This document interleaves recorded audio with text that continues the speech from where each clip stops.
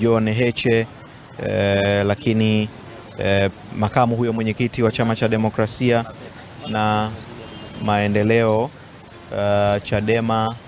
bara, lakini pia kama ambavyo umepata nafasi ya kushuhudia pia taarifa hizo ambazo zimeelezwa kuhusiana na John Mnyika ama JJ Mnyika, katibu mkuu wa Chama cha Demokrasia na Maendeleo Chadema, ambaye na yeye ameshikiliwa na jeshi la polisi kutokea Faya, akiwa anatokea kuja mjini kwa ajili ya kusikiliza kesi hiyo ya